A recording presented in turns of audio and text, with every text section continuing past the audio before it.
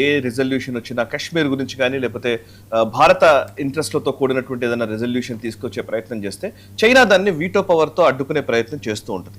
And పాకిస్తాన్ని even FATFలో financial action task force అంటారు. అదేంటంటే ఉగ్రవాద దేశాలకి నిధులు ఇచ్చే విషయంలో ఫైనాన్షియల్ ట్రాన్సాక్షన్స్ ఏవైనా జరగాలి అని అంటే ఈ FATF డిసైడ్ చేస్తుంది. వాళ్ళకి ఆ దేశాలకి IMF నిధులు ఇవ్వాలా లేదా వరల్డ్ బ్యాంక్ నిధులు ఇవ్వాలా లేదా ఫండ్స్ ఎవరైనా FDL పెట్టాలా లేదా అనేది FATF లిస్టింగ్ ని బట్టి చేస్తారు. నిజానికి భారతదేశము పాకిస్తాన్ టెర్రరిస్ట్ దేశం, there is no doubt about it, right కదా. సో టెర్రరిస్ట్ దేశం అయినటువంటి పాకిస్తాన్ని FATF లో బ్లాక్ లిస్ట్ లోకి తీసుకురావడం కోసం భారత్ ఎన్నిసార్లు ప్రయత్నం చేసినా చైనా దాన్ని ఆపే ప్రయత్నం చేస్తుంది, గ్రే లిస్ట్ లోకి తీసుకొస్తుంటది. చైనా ఎప్పుడు కూడా వీటో పవర్ ని యూజ్ చేసి చైనా కనుక లేకపోయి ఉంటే ఈ పాటికి పాకిస్తాన్ ఎక్కడో FATF లో బ్లాక్ లిస్ట్ లో ఉండేది. మిగతా అన్ని దేశాలు కొంత పాకిస్తాన్ విషయంలో భారత వైఖరిని సమర్థించినప్పటికీ బట్ చైనా మాత్రం వెనకేసుకొస్తూ ఉంటుంది.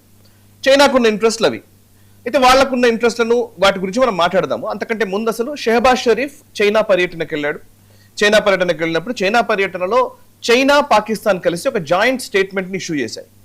ఇది 2024లో కూడా ఇట్లాంటి స్టేట్మెంట్ ఇష్యూ చేశారు. దాన్నే ఇప్పుడు మళ్ళీ రీఐటరేట్ చేశారు. ఏంటి అని అంటే కనుక కాశ్మీర్ విషయంలో వాళ్ళు ఇచ్చిన స్టేట్మెంట్ చదువుతాను. Kashmir issue is left over from history.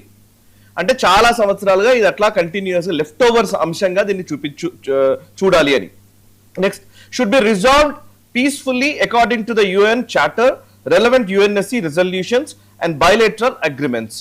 ఇది చైనా మాట్లాడిన మాట. అంటే ఏంటంటే యునైటెడ్ నేషన్స్ చార్టర్ ప్రకారము, ఐక్యరాజ్య సమితి భద్రతా మండలి రెజల్యూషన్స్ ప్రకారము ఈ పర్టికులర్ ఇష్యూని సాల్వ్ చేసుకోవాలి అండ్ బైలేటరల్ టాక్స్ ద్వారా బైలేటరల్ అగ్రిమెంట్స్ ద్వారా చేసుకోవాలని చెప్పింది చైనా. ఇందులో మేజర్ గా ఏంటి, యునైటెడ్ నేషన్స్ అనగానే ఇప్పుడు పాకిస్తాన్ ఏం చేస్తూ ఉంటుందంటే పాకిస్తాన్ ఎప్పుడు కూడా దీన్ని ఎస్కలేట్ చేసే ప్రయత్నం చేస్తూ ఉంటుంది. యునైటెడ్ నేషన్స్ లో ప్రస్తావించడము, ఐక్యరాజ్య సమితి భద్రతా మండలిలో ప్రస్తావన తీసుకురావడము, ఏ దేశానికి పర్యటనకు వెళ్ళినా కాశ్మీర్ ఇష్యూని జోడించడము, ఇవి చేస్తూ ఉంటారు. భారతదేశం ఎప్పుడు కూడా ఏ దేశానికి వెళ్ళినా కూడా కాశ్మీర్ ప్రస్తావన చేయం. మనం ఎందుకు కాశ్మీర్ ప్రస్తావన చేయము అని అంటే షిమ్లా ఒప్పందం ఉంది. మనం షిమ్లా ఒప్పందం చేసుకున్నప్పుడు ఇందిరాగాంధీ గారు 1971లో బంగ్లాదేశ్ యుద్ధం జరిగిన తర్వాత, బంగ్లాదేశ్ ఏర్పడిన తర్వాత అప్పుడు జియావుల్ హక్ ఉండేది ప్రెసిడెంట్. జియావుల్ హక్ ఇందిరాగాంధీ గారి మధ్య షిమ్లాలో ఒప్పందం జరిగింది. ఆ ఒప్పందంలో ఏం పెట్టాము అంటే కనుక ఈ రెండు దేశాలే బైలేటరల్ అంటే ద్వైపాక్షిక చర్చల ద్వారానే కాశ్మీర్ సమస్యకు పరిష్కారం మేము కనుగొంటాము అని ఇద్దరు సంతకాలు చేశారు. మనం ఎక్కడికి వెళ్ళినా కూడా షిమ్లా ఒప్పందాన్ని చూపిస్తాం, బికాస్ పాకిస్తాన్ సైన్ చేసింది దాంట్లో. మనం కాశ్మీర్ ఇష్యూని ప్రపంచ దేశాల ముందు ఎప్పుడు కూడా పెట్టాం. పాకిస్తాన్ మాత్రం దాన్ని ఖచ్చితంగా ప్రపంచ దేశాలు రియాక్ట్ కావాలి, ఇంటర్వ్యూన్ కావాలని చెప్తూ ఉంటుంది. ఇప్పుడు దాంట్లో భాగంగానే ఇప్పుడు చైనా కూడా మాట్లాడింది. అసలు యాక్చువల్లీ UN చార్టర్ ఏం చెప్తోంది, ఎందుకు వచ్చింది అని అంటే కనుక 1947లో మనకు తెలుసు అందరికీ కూడా ఈ 3 సంస్థానాలు మాత్రమే భారతదేశంలో విలీనం కాలేదు. బ్రిటిషర్లు వెళ్ళిపోయిన తర్వాత జునాగఢ్, హైదరాబాద్ అండ్ కాశ్మీర్ 3 మిగిలిపోయాయి. హైదరాబాద్ మనము ఆపరేషన్ పోలో నిర్వహించాము. నిజాం మెడలు వంచి ఈ నిజాం ప్రభుత్వాన్ని నేలదించి రజాకర్లని హతమార్చి మనము విలీనం చేసుకున్నాం, భారతదేశంలో విలీనమైంది. అప్పుడు నిజాం ఆల్మోస్ట్ ఇంకా శరణాగతి వేడాడు ఎవరిని, మన సర్దార్ పటేల్ గారిని. సో నిజాంది అయిపోయింది. జునాగఢ్ కూడా మనకు అట్లాగే విలీనమైంది. కానీ కాశ్మీర్ మాత్రం విలీనం కాలే. ఫస్ట్ కాశ్మీర్ పైకి పాకిస్తాన్ దండెత్తి వచ్చినప్పుడు అప్పటి కాశ్మీర్ సంస్థానాధీశుడైనటువంటి రాజా హరిసింగ్ గారు కాశ్మీర్ నుంచి పారిపోయి ఢిల్లీకి వచ్చి ఢిల్లీలో ఇన్స్ట్రుమెంట్ ఆఫ్ యాక్సేషన్ మీద సంతకం చేశారు, విలీన పత్రం మీద సంతకం చేశారు. అప్పటి వరకు మనం లోపలికి ఎంటర్ కాలే.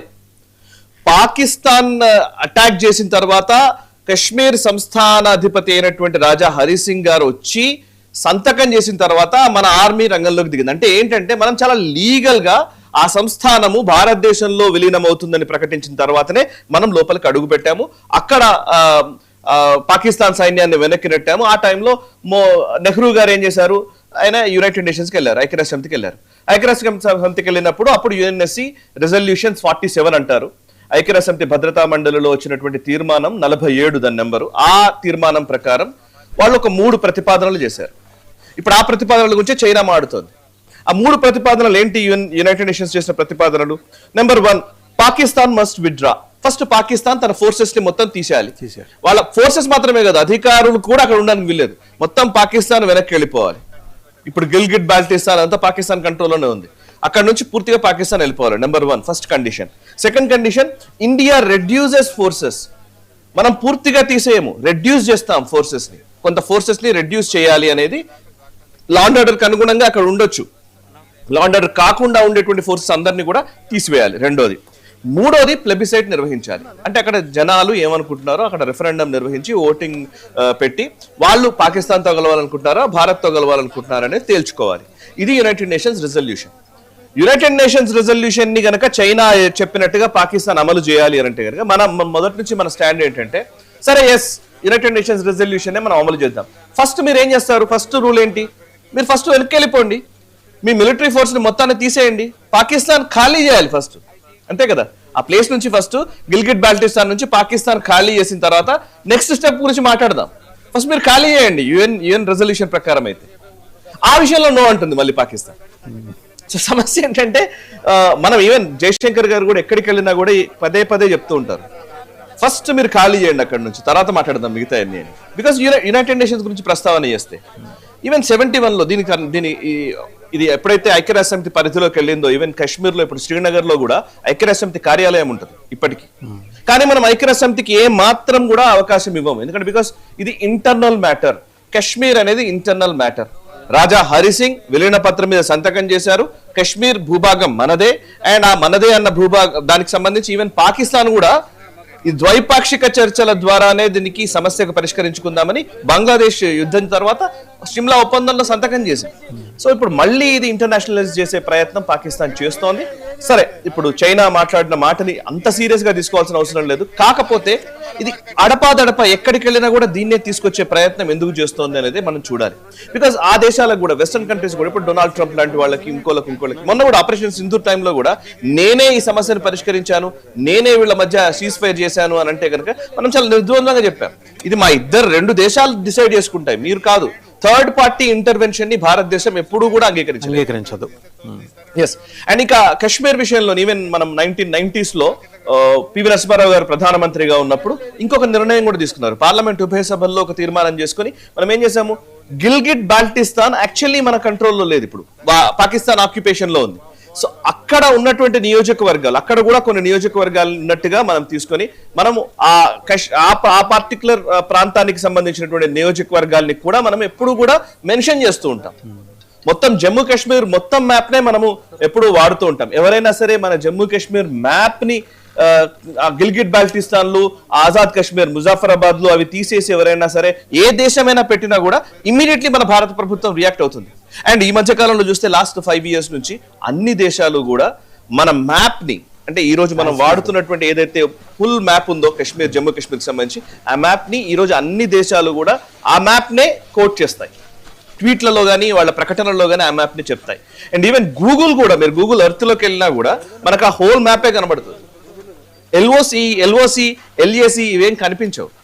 చాలా అంటే దాన్ని చాలా చిన్నగా చేస్తారు, లైన్ చేస్తారు. బట్ ఓవరాల్ గా భారత్ అని అంటే కనుక మనం దాన్ని టెక్నికల్ గా కానీ డిప్లొమాటిక్ ఛానల్స్ లో కానీ ప్రతి ప్రాతిపదికలో కూడా మనం దాన్ని అలాగే కంటిన్యూ చేస్తాం. ఈ మాటలతో పాటు జాయింట్ స్టేట్మెంట్ తో పాటు అసలు వెళ్ళింది ఏంటి, బెగ్గింగ్ బౌల్ తీసుకుని వెళ్ళాడు. బెగ్గింగ్ బౌల్ తీసుకుని వెళ్ళాడు, పదపరకో ఇవ్వండి, ఎగ్జాక్ట్లీ మాకు రోజు ఒక పూట తింటున్నాం, 2 పూట తినడానికి కావాల్సిన సాయం చేయండి అని. లేకపోతే ఇరాన్ బ్రోకరేజ్ లో ఫెయిల్ అయిన తర్వాత ప్రపంచం అంతా దుమ్మెత్తిపోస్తుంటే డైవర్ట్ చేయడం కోసం వెళ్ళాడు. అంటే ఇంకొక పాయింట్ కూడా ఉంది ఇక్కడ. చైనా ఏం చేస్తుందంటే డొనాల్డ్ ట్రంప్ వచ్చి వెళ్ళిన తర్వాత తన సామంతుల్ని పిలిపించుకుంటోంది, తన మిత్ర దేశాలని మాట్లాడే ప్రయత్నం చేస్తోంది.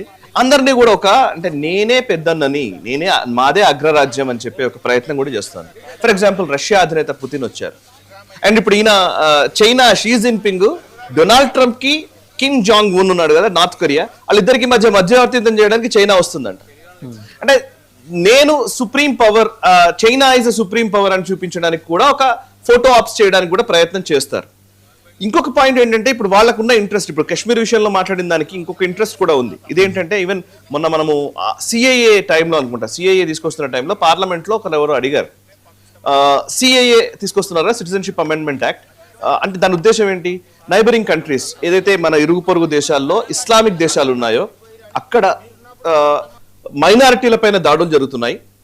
ఆ మైనారిటీ కమ్యూనిటీస్ వాళ్ళు భారతదేశానికి వస్తే కనుక వాళ్ళకి పౌరసత్వం ఇస్తాము అని. మైనారిటీస్ అంటే ఎవరు? హిందువులు, క్రిస్టియన్లు, బుద్ధిస్టులు, సిక్కులు, వాటి దాని మీద కాంగ్రెస్ గొడవ మొదలెట్టింది. అప్పుడు వాళ్ళు మాట్లాడినప్పుడు ఏమన్నారంటే, అప్పుడు ఒక ప్రశ్న వచ్చింది, అసలు మీరు ఇరుగు పొరుగు దేశాలు అంటున్నారు కదా, మరి ఆఫ్ఘనిస్తాన్ ఎక్కడుంది? ఆఫ్ఘనిస్తాన్తో మనకు సరిహద్దు లేదు కదా అని అన్నారు ఎవరు. అంటే అమిత్ షా గారు చాలా నిర్ద్వంద్వంగా ఖండించారు. అది చాలా ఇంపార్టెంట్ స్టేట్మెంట్ కూడా. ఏంటి అని అంటే, ఆఫ్ఘనిస్తాన్తో మనకు సుమారు 100 కిలోమీటర్ల వరకు మనకు బార్డర్ ఉంది. 106 కిలోమీటర్ల బార్డర్ ఉంది ఆఫ్ఘనిస్తాన్ తోటి. ఎక్కడ అంటే అది మన కంట్రోల్లో లేదు ఆ బార్డర్. గిల్గిట్ బాల్టిస్తాన్ ఇవాళ పాకిస్తాన్ కంట్రోల్లో ఉండవచ్చు గాక, కానీ ఆఫ్ఘనిస్తాన్ తో మన సరిహద్దు ఉందన్న విషయాన్ని మనం ఎప్పుడూ కూడా మర్చిపోరాదు. ఆయన చెప్తూ ఒక మాట అన్నారు, పాకిస్తాన్ ఆక్రమిత భూభాగము ఏదైతే కశ్మీర్ భూభాగం, మన భూభాగాన్ని పాకిస్తాన్ ఆక్రమించుకుందో ఆ PoJK as well as Aksai Chin, China ఆక్రమించుకుంది. ఈ అక్సై చీన్ కానివ్వండి, ఇటువైపు ఉన్నటువంటి పాకిస్తాన్ ఆక్రమిత జమ్మూ కాశ్మీర్ కానివ్వండి, ఈ రెండు ఎప్పటికైనా సరే మేము తెచ్చి తీరతాము. ఇది భారత ప్రభుత్వ స్టాండ్ అని ఆయన స్పష్టంగా చెప్పారు. ఇది ఇప్పుడు కాకపోవచ్చు, ఇంతకు ముందు ప్రభుత్వాలు ఎప్పుడైతే అప్పుడు పార్లమెంట్ లో రిజల్యూషన్స్ పెట్టాయి, షిమ్లా ఒప్పందాలు చేసుకున్నాయి, కానీ ఈ రోజు జరగకపోవచ్చు. నెక్స్ట్ 5 years కో 10 years కో వెనెవర్ ఇట్ మే బి అది జరిగి తీరుతుంది అనే ఒక మెసేజ్ ని భారత ప్రభుత్వం పదే పదే ఇస్తూ వస్తోంది, విచ్ ఇస్ గుడ్.